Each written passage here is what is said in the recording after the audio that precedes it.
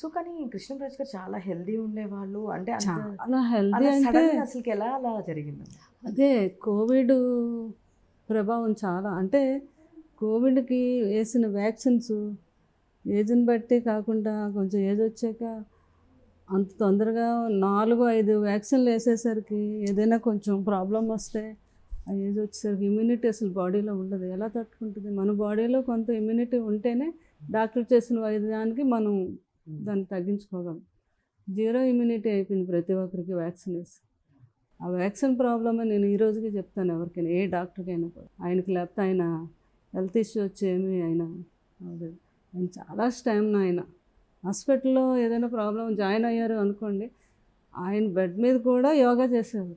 డాక్టర్లు వస్తే డాక్టర్లు కూడా చెప్పేవారు అనమాట. అంత మంచి హెల్త్ అయింది. న్యూమోనియా వచ్చింది. అది వాళ్ళు హాస్పిటల్‌లోని ఎంత వైద్యం చేసినా అదే చెప్పాను కదా, ఇమ్యూనిటీ లేకపోతే ఆ ఏజ్ వచ్చాక కష్టం బయటకు రావడం. దాని మీద సడన్గా ఒకరోజు హ్యాపీగా ఉన్నారు, అందరం చుట్టూ ఉన్నాం, హార్ట్ ఆగిపోయింది అంతే. ఆ సిచ్యువేషన్ చెప్పకూడదు అసలు.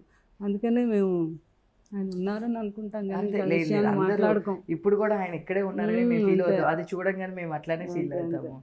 అసలు ఎప్పుడు మాతోనే మా బావదే అంటారు, పెద్ద బాబు ఎక్కడికి వెళ్ళారు, మనతోనే ఉన్నారు అంటారనమాట ఆయన.